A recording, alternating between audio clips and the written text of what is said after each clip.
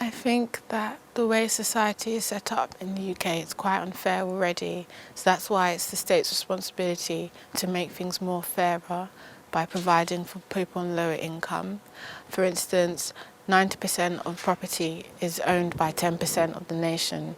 So that's why I think it should be the state's responsibility to get involved and provide for lower income families and individuals.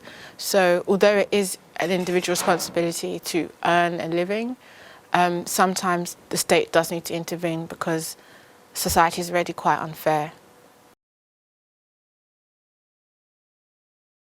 I think it depends on, the type of person who's unemployed. If they're a young person and they're single, no serious responsibilities, I think they should take the job. But if you're a mother of kids and maybe that job won't be suitable for you, then you should have the right to refuse. If you can work, you should work. You shouldn't be claiming benefits.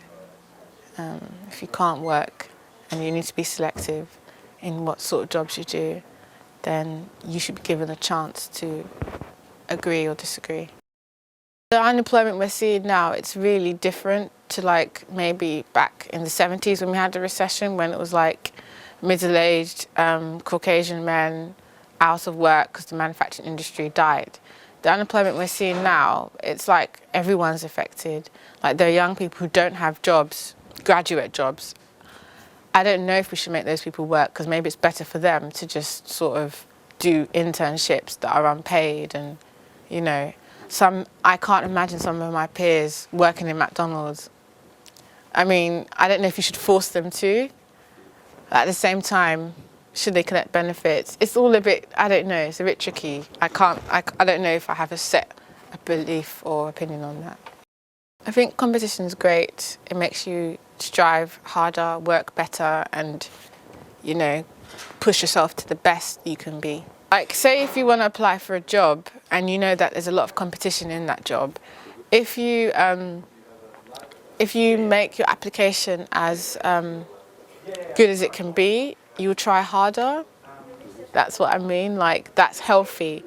If you think that no one wants that job, you might not really try as hard to get it, and you might not really go through great hurdles to get that job, and you might not try that much at the interview. And I don't know, I'm assuming it's in relation to job competition for roles and stuff. Yeah, I think it's really good.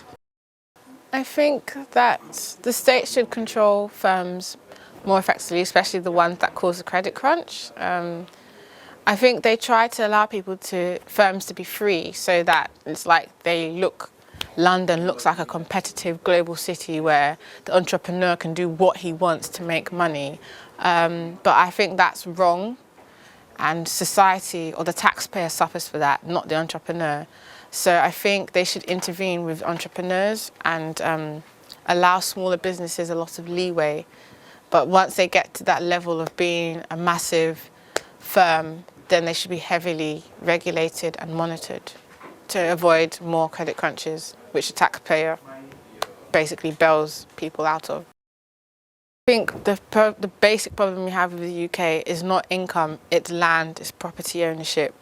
If people can own what they have, it doesn't matter what their income is, but at the moment, even if you earn 50k a year, you are unlikely to own your house, and that's terrible. And the people who do own houses are able to buy more houses. People who don't own houses are likely to just get into more debt.